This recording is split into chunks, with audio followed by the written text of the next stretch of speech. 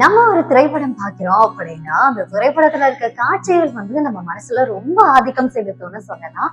இதே ஒரு பாடல் பார்க்கிறோம் அப்படிங்கும் போது அந்த பாடலின் வரிகள் எந்த அளவுக்கு முக்கியமோ, இசை எந்த அளவுக்கு முக்கியமோ, ஏன் நடிகர் நடிகை எவ்வளவு முக்கியமோ அந்த அளவுக்கு அந்த திரைப்படத்தின் காட்சிகள் நம்ம மனசுல பதியணும்னா அந்த இடம் ரொம்ப முக்கியம். அந்த வகையில இப்போ எல்லாருக்குமே ரொம்ப பிடிச்ச பாடல், இந்த கால தலைமுறையினர் கூட ரொம்ப பிடிச்ச பாடல் அப்படின்னு சொல்லலாம்.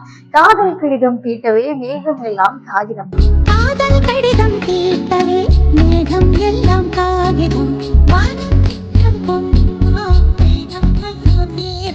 இந்த பாடல் நம்ம எல்லாருமே பார்த்திருப்போம் இல்லையா? இதுல நிறைய பேர் சிந்தனை மட்டும்தான் பார்த்திருப்பீங்க அப்படின்னா உங்களுக்கு இது எந்த அளவுக்கு பயனுள்ளதாக இருக்கும்னு எனக்கு தெரியல. ஆனா அந்த சிந்தனுக்கு பின்னாடி ரொம்ப அழகான ஒரு நதி இருக்கும் இல்லையா? அந்த நதியை பத்தி தான் நான் சொல்ல போறேன். இது நயக்ரா நதி. நயக்ரா நதி அப்படிங்கிறது நம்ம நிறைய இடங்கள்ல கேள்விப்பட்டிருப்போம். ஏன் தமிழ் பாடல்கள்ல கூட இந்த நயக்ரா அப்படிங்கிற வார்த்தையை அதிகமாக பயன்படுத்தி இருப்பாங்க.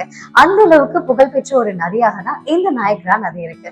இந்த நயக்ரா நதியின் சிறப்பு என்ன அப்படின்னா, நீங்க கனடால இருந்து பார்த்தாலும் சரி, அமெரிக்கால இருந்து பார்த்தாலும் சரி, இது எல்லையில இருந்து பார்க்கும்போது 2 நாட்டுல இருந்து பார்க்கக்கூடிய ஒரே ஒரு நதியாக இந்த நயக்ரா நதி தான் இந்த உலகத்திலேயே காணப்படுது. இதுக்கப்புறம் உங்களுக்கு விடுமுறைக்கு எப்பயாவது கனடா போறீங்க, அப்படி இல்லை அப்படின்னா அமெரிக்கா போறீங்க அப்படின்னா கண்டிப்பா இந்த நயக்ரா நதியை பார்க்கறதுக்கு மிஸ் பண்ணிடாதீங்க.